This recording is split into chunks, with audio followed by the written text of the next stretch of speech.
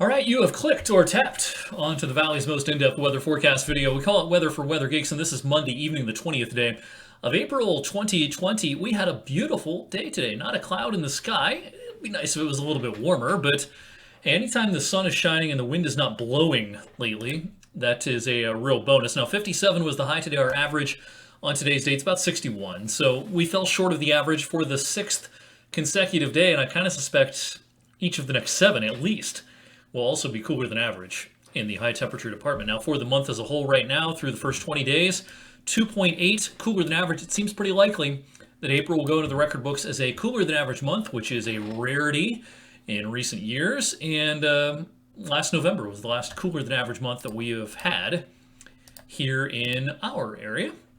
It's interesting when you compare the numbers between March and April, they're not that dissimilar. March, of course, was quite a bit warmer than average. April has been cooler than average, and so the months as a whole, temperature-wise, not a big difference. April should be quite a bit warmer than March in the temperature department, but right now only 0.7 degrees warmer than March ended up being. That goes to show you how the pattern has flipped over the last couple of weeks. Boy, what we call severe clear today, not a cloud in the sky this afternoon after just a few this morning. It was a bright and sunny afternoon, and the wind was not blowing, and while it wasn't that warm, that sun, very strong at this time of the year, so the inside of your car, no doubt, was pretty warm if it was sitting out in the sun this afternoon. Well, here's our next weather maker off to the north and west. This is a pretty potent cold front out across the upper Midwest this evening. It's producing some showers of rain and snow, parts of the upper Midwest and up into northern Canada this evening. The severe weather outbreak that started over the weekend in parts of the Gulf Coast region shifted into Florida for a while today. Thankfully, severe weather is not an issue this evening, but earlier today it was in parts of the Sunshine State. We had some tornadic activity. You're going to see, if you look closely, some rotation tracks. I saw some pretty vivid video of a tornado crossing I-75 in western Florida. Also, some funnel clouds and possible tornadoes earlier on today near the Space Coast, over near the Kennedy Space Center. So Central Florida got in on the act today after a long stretch of pretty hot and dry weather for Florida in recent months. In case you haven't seen some of the temperature records that are falling in Florida, I mean, it's just remarkably hot for April in Florida. You know, climate change is most pronounced and most noticeable, if you will. It tends to be around the coastal areas in the U.S. and elsewhere. And we're seeing that play out in Florida, where Miami, for example, has been in the upper 90s fairly frequently lately. And, you know, that's pretty rare in South Florida in the middle of summer. Typically doesn't get into the upper 90s in southern Florida. Consistently in the lower and mid 90s, yes. But upper 90s in South Florida is somewhat uncommon in summer, let alone in April.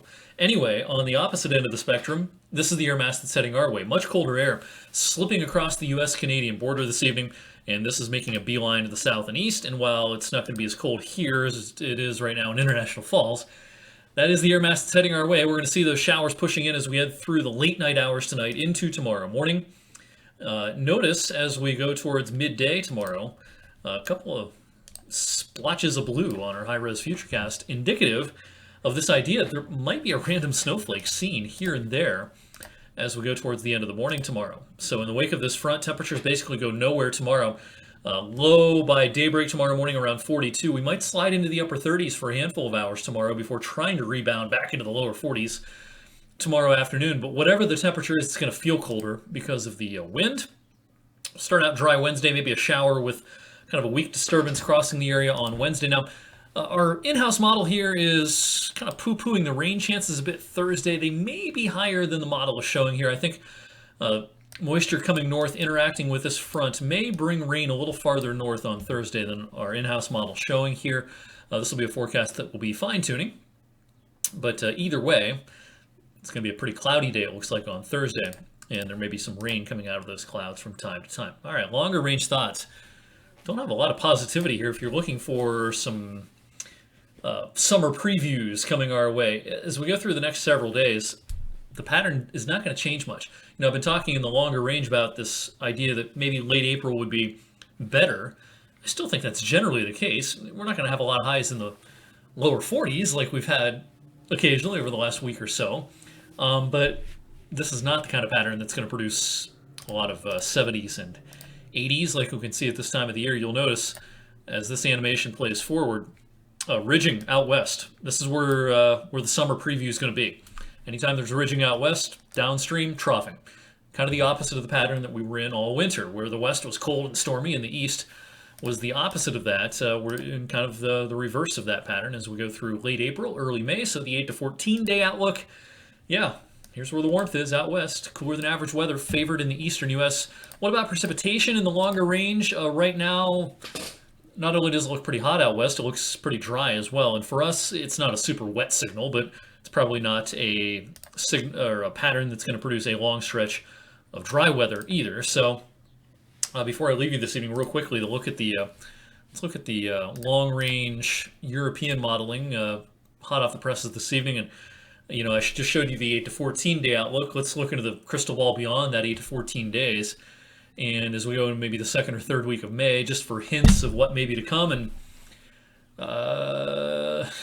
ho-hum, not seeing a lot of encouraging things in the last few runs of our longer range models here, suggesting that you don't see a big ridge in the eastern U.S.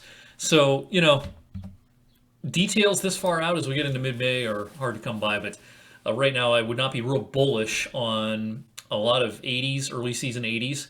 And this stands in pretty stark contrast to some of our recent Mays, which May's been one of our hotter months compared to average in a lot of our recent years.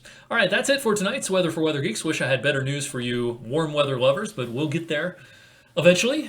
I'll have an update tonight on 21 News at 11. Don't forget you can get the forecast anytime, human-generated forecast anytime on the Storm Tracker 21 app. Have a good Monday night.